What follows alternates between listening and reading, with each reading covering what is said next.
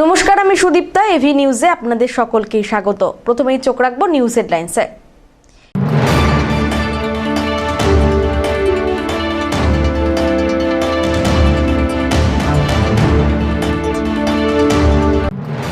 জলপাইগুড়ি পৌরসভায় বড় রাজনৈতিক ধাক্কা, অনাস্থা ভোটের আগে ইস্তফা সৈকত চট্টোপাধ্যায়ের।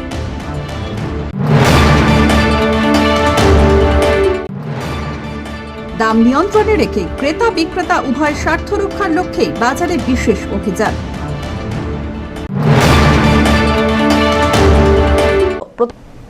এবার আসছে বিস্তারিত সংবাদে। জলপাইগুড়ি পৌরসভায় বড় রাজনৈতিক ধাক্কা, অস্থায়ী ভোটের আগেই ইস্তফা সৈকত চট্টোপাধ্যায়ের।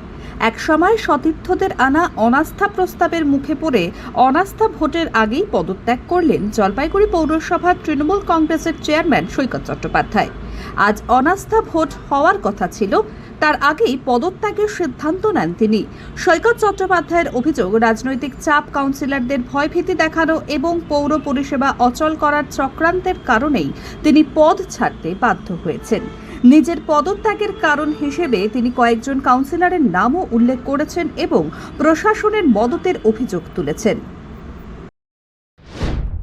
করে দিয়েছি, পদত্যাগ করলাম। তার কারণ হচ্ছে যে 4 তারিখ সরকার বদল হওয়ার পরেও কোনো কাউন্সিলর রিজাইন করেনি, কিন্তু নো কনফিডেন্স মোশন আসার পর কয়েকজন স্বার্থান্বেষী কাউন্সিলর, সন্দীপ মাহাতো থেকে শুরু করে তপন ব্যানার্জি, উত্তম বোস, এদের ষড়যন্ত্রে এবং একটা অদৃশ্য শক্তি পিছন থেকে সহায়তা করায় এবং প্রশাসনের একটা অংশ তাদেরকে সহায়তা করায় আজকে কিন্তু দুজন কাউন্সিলর যারা আমার পক্ষে ছিল তাদের রিজাইন করতে হয়েছে।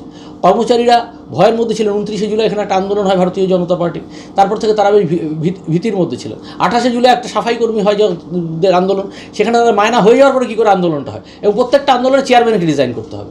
আমি তো 2022-এ ইলেক্টেড ম্যান্ডেট নিয়েছি এবং 14ই নভেম্বর 2025-এ আমি কাউন্সিলরদের দ্বারা নির্বাচিত চেয়ারম্যান হয়েছি। তাহলে এই ষড়যন্ত্রটা হঠাৎ হলো কেন? তার কারণ কালীঘাট তৃণমূল নয়, যারা এই ষড়যন্ত্রে যারা করেছেন, যারা নো কনফিডেন্স এনেছেন, তারা ঠিকাদার প্রমোটার তৃণমূল।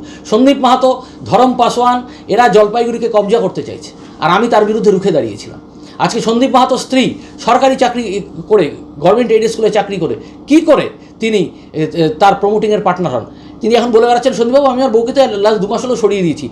অপরাধ করার পর অপরাধকে ঢেকে সেই অপরাধ থেকে মুক্ত হওয়া যায় না।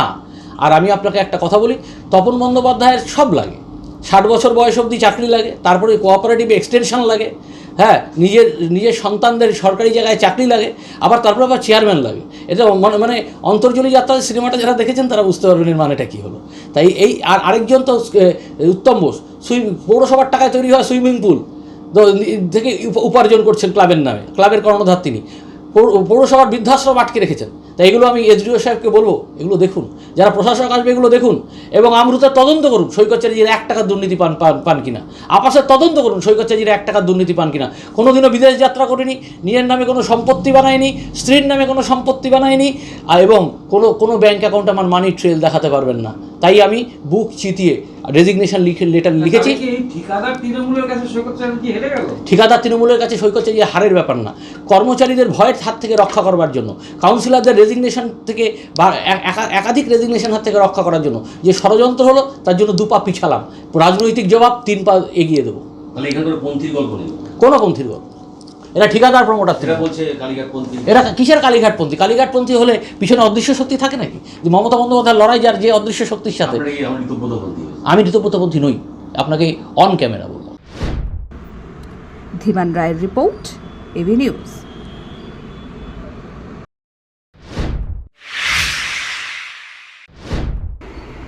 চেয়ারম্যান পদ থেকে সৈকত চট্টোপাধ্যায়ের অপসারণ, অনাস্থা ঘিরে জলপাইগুড়ি পৌরসভায় তৃণমূলের অন্তরে প্রকাশ্যে এলো মতপার্থক্য ও ক্ষোভ।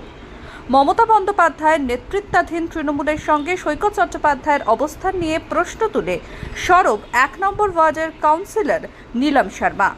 নতুন পৌর বোর্ড গঠনের ক্ষেত্রে আইন মেনে এগোনোর কথা জানিয়েছেন তৃণমূল নেতা তপন ব্যানার্জি। আমরা এই যে তৃণমূল কংগ্রেস দলটা যে আমরা যখন থেকে করি, আমরা কিন্তু আমাদের যে নেত্রী মমতা বন্দ্যোপাধ্যায়কে দেখেই কিন্তু দলটা করি, এবং শেখর ব্যানার্জির কথা যে উনি বলেছেন, উনিও কিন্তু 98 সালের, উনি কিন্তু পুরনো তৃণমূল কর্মী। তো উনি যে কথাটা বলছেন পিঠে ছুরি মারার কথা, উনি যদি মমতা বন্দ্যোপাধ্যায়ের পিঠে ছুরি মারতে পারেন, অভিষেক বন্দ্যোপাধ্যায়ের পিঠে ছুরি মারতে পারেন, কারণ ওনার জন্য উনি 15 বছর যুব প্রেসিডেন্ট ছিলেন। চেয়ারম্যানের চেয়ারটাও আজকে দলীয়ভাবে উনি নেত্রী ওনাকে দিয়েছে, ওই চেয়ারটায় উনি বসেছিলেন আজকে তৃণমূল কংগ্রেসের চেয়ারম্যান হিসাবে। তো উনি যদি আমাদের নেত্রী মমতা বন্দ্যোপাধ্যায়কে এত কিছু দেওয়ার পরেও যদি উনি ছুরি মারতে পারেন, তাহলে ওনার মুখে এইসব কথা সাজে না। আপনার জন্য 1 নম্বর ওয়ার্ডে উনি লড়াই করেছেন। উনি কি লড়াই করেছেন সেটা সারা জলপাইগুড়ি জানে, আর নতুন করে আমি কিছু বলতে পারি না। এবং যে টিকিটটা দিয়েছে ওটা নেত্রী টিকিট দিয়েছে ওনার, এর মধ্যে হ্যাঁ অবশ্যই উনি করেছেন, কিন্তু দলের হয়ে করেছেন। যখন উনি দলটাই নেই, নেত্রীর সাথেই নেই, তাহলে আমরা কেউ ওনার সাথে নেই। আজকে পদত্যাগ করলেন তিনি। হ্যাঁ, আজকে পদত্যাগ করলেন, এটা উনি আগেও করতে পারতেন। উনি শেষ চেষ্টা করেছেন, উনি অনেক কিছু করেছেন এই কয়দিনে, অনেক রকম টোপ ফেলেছেন, অনেক রকম থ্রেট করা, অনেক কিছুই করেছেন। আমি এতদিন কিছু বলিনি, আমাকে করেননি, আমাকে হয়তো উনি করতে পারবেনও না থ্রেট, কিন্তু উনি অনেককেই করেছেন, টাকার টোপ দিয়েছেন। হ্যাঁ, এখন অনেক কিছুই আছে, ধীরে ধীরে আপনাদের সামনে সবই আনবো। এরপরে আমরা আইন মেনে পদক্ষেপ গ্রহণ করব। আইনে যেভাবে আছে নতুন বোর্ড গঠন করার যে পদক্ষেপ, এটা আইনে সম্ভবত এটা 7 দিন আমরা ওয়েট করতে হবে। 7 দিন পরে 3 দিনের নোটিশ দিয়ে আমাদের মিটিংটা রাখতে হবে। আমরা সেটাই করবো, আইন মেনে আমরা পরবর্তী পদক্ষেপ গ্রহণ করবো। পাশাপাশি আবার সৈকত চ্যাটার্জি তিনি কিন্তু আজকে আবার পদত্যাগ করেছেন চেয়ারম্যান পদ থেকে। দেখুন, আমাদের মিটিংটা কমপ্লিট হওয়ার পরে উনি একটা পদত্যাগ পত্র পাঠিয়েছেন আমাদের এগ্রি অফিসারের কাছে। তো অলরেডি তখন উনি অপসারিত হয়ে গেছেন। তার অপসারণের পরে আমাদের কাছে এগ্রি অফিসার সেই চিঠিটা আমাদেরকে দিয়েছেন। তো সেটা মিটিং মানে হয়ে যাওয়ার পরে বা তার অপসারণ হয়ে যাওয়ার পরেই চিঠিটা এসছে। স্বাভাবিকভাবে এটা নিয়ে আমরা মিটিংয়ে কোনো আলোচনা করি। এই মাঝের কতদিন পুরসভা কে পরিচালনা করবে? মাঝে কতদিন বলতে যে কদিন বোর্ড থাকবে না, যে কদিন চেয়ারম্যান থাকবেন না, তো নিয়ম অনুযায়ী তো ভাইস চেয়ারম্যান এবং মেম্বার চেয়ারম্যান কাউন্সিল তারা উপস্থিত রয়েছেন। ভাইস চেয়ারম্যান নিয়ে কনফিউশন আছে। তো ভাইস চেয়ারম্যান যদি নাও থাকেন তাহলে সেক্ষেত্রে মেম্বার চেয়ারম্যান কাউন্সিলর রয়েছেন এবং আমাদের অফিসাররা রয়েছেন, ইও সাহেব রয়েছেন, অফিস সুপারিনটেন্ডেন্ট রয়েছেন, আমাদের ফিনান্স অফিসার রয়েছেন।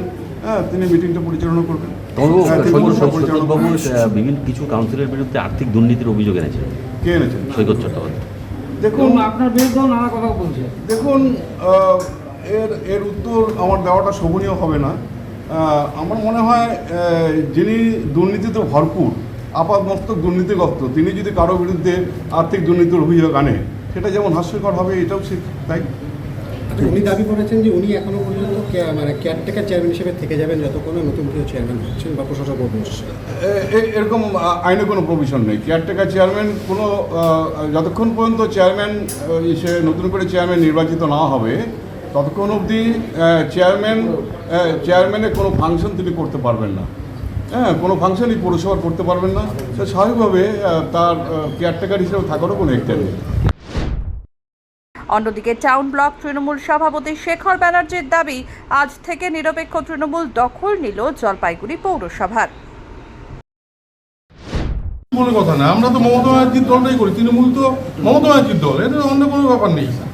এখানে আবার দুইটা দেখা যাচ্ছিল না, কে দেখা যাচ্ছে দেখি না। তাহলে আলটিমেটলি আজকে পৌরসভা কি হলো? মমতা বন্দিরাই দখল নিল, তৃণমূল দখল নিল। প্রকৃত তৃণমূল যারা তারা দখল দিল, যারা মমতা ব্যানার্জির আদর্শে চলে। হ্যাঁ, কিছু লোক বালিশ চাটার দিকে গেছিল, তারা এখন এখান থেকে সরে গেল।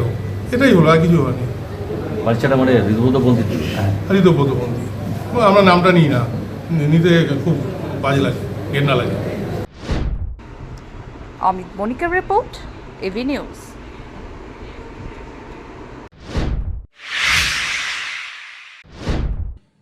জলপাইগুড়ি পুরসভার চেয়ারম্যান পদ থেকে সৈকত চট্টোপাধ্যায় সরতেই পুরসভার সামনে দেখা যায় উচ্ছ্বাস।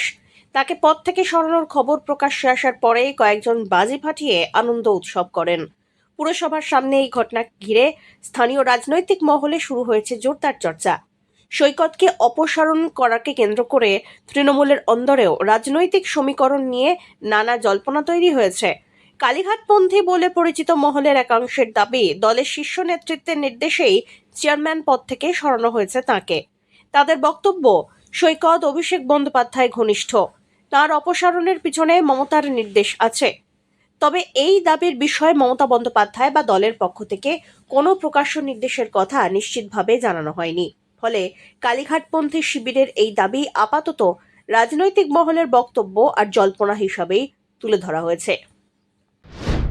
হ্যাঁ, বলছি কি করলেন আজকে? দেখুন, আজকে করার ব্যাপার নেই। যে বোমগুলো দেখছেন এগুলা জলপাইগুড়ি শহরের সাধারণ মানুষ। এরা জলপাইগুড়ি পৌরসভার যে চেয়ারম্যান ছিলেন সেই চেয়ারম্যানকে আজকে সরিয়ে দিয়ে তৃণমূল কংগ্রেস তারা পুনরায় একজন চেয়ারম্যান প্রতিষ্ঠিত করতে যাচ্ছে। তো সেই জায়গাটায় দাঁড়িয়ে জলপাইগুড়ি মানুষ যখন খবর পায় তারা আজকে এখানে আনন্দ উল্লাসে তারা এখানে বোম ফাটিয়েছে। বোম বলতে তারা তুবড়ি টাইপের বোম ফাটিয়েছে এবং মমতা বন্দ্যোপাধ্যায়ের নির্দেশ ছিল যাকে জলপাইগুড়ির মানুষ চাচ্ছে না, জলপাইগুড়ি পৌর কর্মচারীরা চাচ্ছে না, জলপাইগুড়ি পৌরসভার পেনশন হোল্ডাররা চাচ্ছে না, জলপাইগুড়ি আপামর সাধারণ মানুষ এবং সর্বদলীয়ভাবে কোনো মানুষই ওনাকে চাচ্ছে না। তো সেই মানুষটাকে সরিয়ে দেওয়ার একটা নির্দেশ মমতা বন্দ্যোপাধ্যায়ের পক্ষ থেকে আমাদের কাছে ছিল। আমরা তাকে সরাতে পেরেছি বলে আজকে আমরা মনে করছি এবং জলপাইগুড়ি মানুষকে সুষ্ঠু পরিষেবা আগামী দিনে দিব বলে আমরা বদ্ধপরিকর। তো মিষ্টিমুখও করানো হলো। মিষ্টিমুখ করানোর একটা সাধারণ মানুষ করিয়েছে। তারা জানে যে যারা এখন পৌরসভায় বসবেন তারা মানুষকে সঠিকভাবে পরিষেবা দেবে এবং পৌরসভা অশুদ্ধ ছিল সেই পৌরসভা আজকে শুদ্ধ হলো। চেয়ারম্যান পদে পরিবর্তনকে ঘিরে জলপাইগুড়ি পুরসভায় নতুন করে রাজনৈতিক টানাপোড়েন। সৈকত চট্টোপাধ্যায়ের পর পুরসভার নেতৃত্বে কে আসবেন এবং এই পরিবর্তনের পর স্থানীয় তৃণমূলের আভ্যন্তরীণ সমীকরণ কোন দিকে যায় সেদিকেই এখন নজর সকলে। তবে পুরসভার সামনে বাজি ফাটিয়ে উল্লাসের ঘটনাও তাৎপর্যপূর্ণ, এমনটাই মনে করছেন বিশেষজ্ঞ মহল। চেয়ারম্যানের পদ থেকে একজন নেতা সরে যাওয়াকে কেন্দ্র করে প্রকাশ্যে এমন উচ্ছ্বাস দলের আভ্যন্তরীণ বিরোধ আর অসন্তোষের দিকেই ইঙ্গিত দিচ্ছে। এমনটা নিয়ে শুরু হয়েছে জোরদার চর্চা। কি দেখলেন? আমি দেখলাম আজকে এই জলপাইগুড়িতে আসলাম, দেখেন এখানে বোম বাস্ট করতেছে, বোম ফুটাচ্ছে। এখন শুনতে পেলাম যে আগের চেয়ারম্যান সৈকত চ্যাটার্জি নাকি ওনাকে অপসারণ করে নতুন করে করবে। এবার মোটামুটি এখানে ভোটাভোটের মধ্যে 18 জন তৃণমূলকে মানে আমাদের দিদির তৃণমূলকে সমর্থন করছে। তারপরে এইটাই আমি শুনলাম, এখানে লাড্ডু খাওয়া হচ্ছে, বোম ফাটানো হলো। হ্যাঁ, এখানে বোম ফাটানো হলো, ভালো আনন্দ উৎসব করতেছে। এখন আজকে থেকে সৈকত চ্যাটার্জি চেয়ারম্যান নাই, ওকে অপসারণ করলো, এই জন্য বোম ফাটাচ্ছে এখানে। সবাই মিলে বোম ফাটা হইলো, মিষ্টি খাওয়া হইলো। কি কারণে? নতুন চেয়ারম্যানের জন্য। নতুন চেয়ারম্যান না, চেয়ারম্যান পদত্যাগ করলো, নতুন চেয়ারম্যান পরিবর্তন খেলেন। পিনাকি শীলের রিপোর্ট।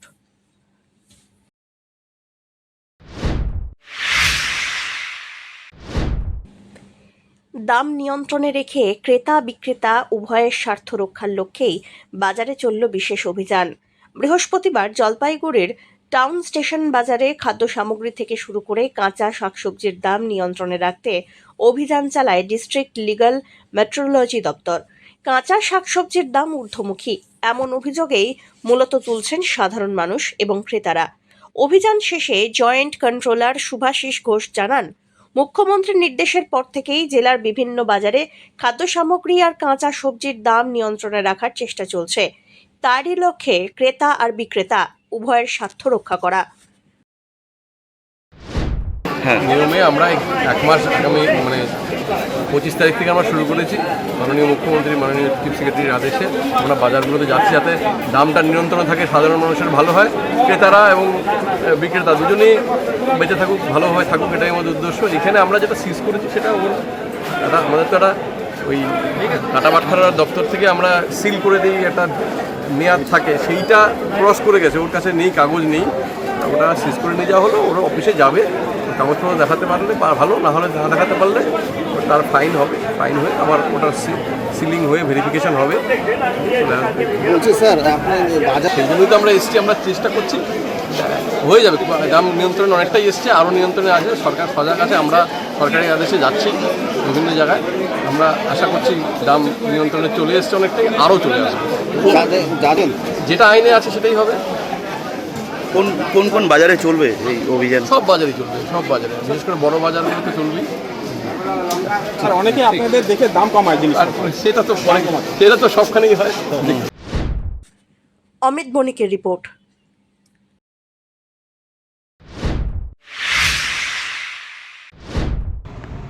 দেশবন্ধুনগর উচ্চ মাধ্যমিক বিদ্যালয়ে চুরির ঘটনায় ক্ষোভ।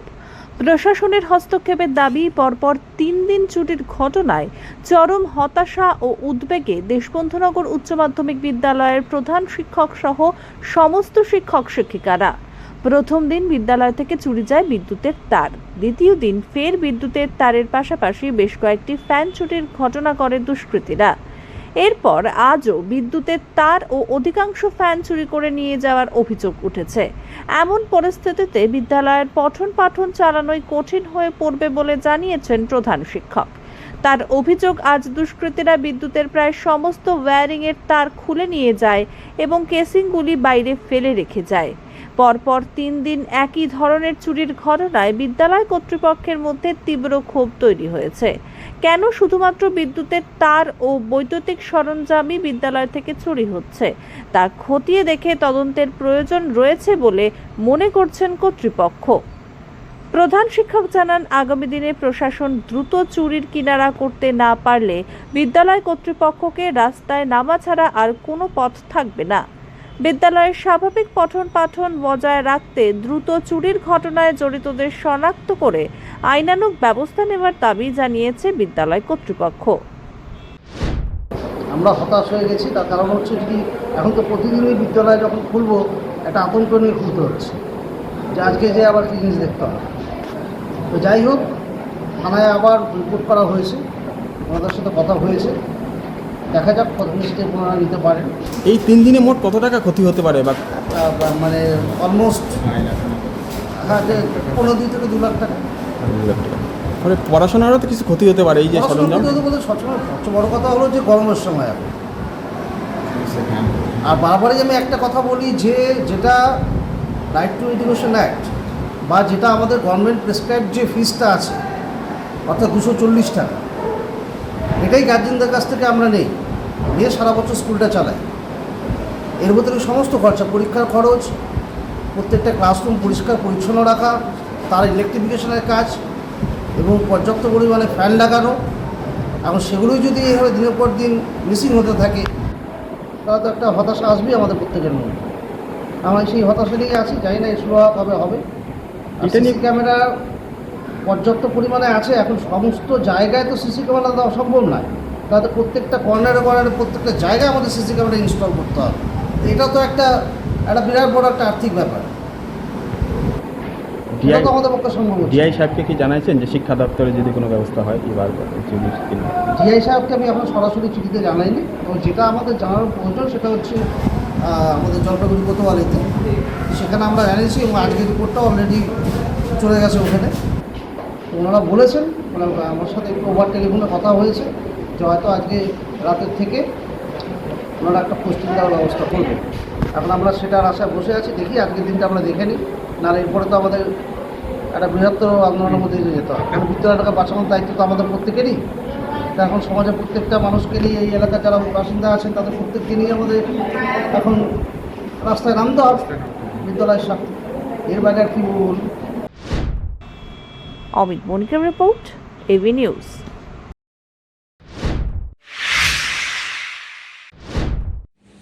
রাখি বন্ধন উৎসবকে কেন্দ্র করে জমজমাট হয়ে উঠল জলপাইগুড়ি শহরের বিভিন্ন রাখির বাজার। শহরের প্রাণকেন্দ্রগুলিতে রাখি কিনতে সাধারণ মানুষের উপচে পড়া ভিড় দেখা যায়। বিক্রেতাদের দাবি, নতুন সরকার আসার পর এবছর রাখি বন্ধনকে ঘিরে উৎসাহ আর বিক্রি অনেকটাই বেড়েছে। 5 টাকা থেকে শুরু করে 50 টাকা পর্যন্ত বিভিন্ন ধরনের রাখি পাওয়া যাচ্ছে বাজারে। লাল, নীল সহ নানা রং আর ডিজাইনের রাখিতে সেজে উঠেছে দোকান। বিক্রেতারা জানান, এবারে প্রচুর পরিমাণে রাখি বিক্রি হয়। উৎসবের আগের সন্ধ্যাতেই বাজারে ক্রেতাদের ভিড় ছিল চোখে পড়ার মতো। তো চলে পরশুদিন, তো কি কিনলে রাখি এবছর? রাখি যা কিনা দাদাদের জন্য। কি ভ্যারাইটি দেখলে? ভ্যারাইটি তো অনেক দেখলাম।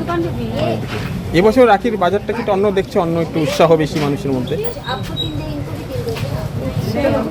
কি ধরনের রাখি নিলে? রাখি তো অনেক ধরনেরই ছিল, যেমন স্টোনের ছিল, নর্মাল ছিল, সব ধরনেরই নিছো? মিক্স করে। মূলত কি ধরনের বিক্রিটা বেশি হলো এবছর? জগন্নাথেরও ছিল, এবার জয় শ্রীরামেরও ছিল, আর অনেক ধরনের আছে, রাধা কৃষ্ণের আছে, এত সুন্দর সুন্দর রাধা কৃষ্ণের সব ভালোই বিক্রি হচ্ছে এবার। এবার দামটা কি একটু আছে নাকি দাম অনেক রিজনেবল রেট আমাদের কাছে, 5 টাকা থেকে শুরু, 100 টাকা অবধিও আছে আমাদের কাছে। এখন তো শেষ বাজার, কতটা বিক্রি হলো? অনেক, খুব ভালো, মানে সব দিনের তুলনায় এবার খুব ভালো হয়েছে। আশা করেছিলে এতটা বিক্রি হবে? হ্যাঁ, এই সরকার আসাতে আমাদের খুব ভালোই বাজার হয়েছে। অমিত বণিকের রিপোর্ট।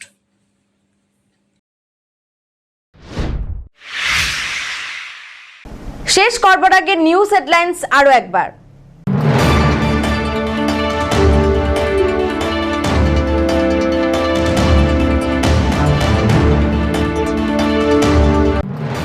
জলপাইগুড়ি পৌরসভায় বড় রাজনৈতিক ধাক্কা, অনাস্থা ভোটের আগে ইস্তফা সৈকত চট্টোপাধ্যায়ের।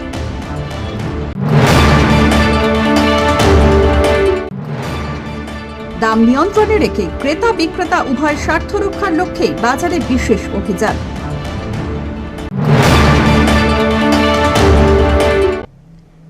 এখনকার মতন এভি নিউজ এ পর্যন্তই। পরবর্তীতে আসছি আরো সংবাদ নিয়ে, দেখতে থাকুন আমার ভিশন। নমস্কার।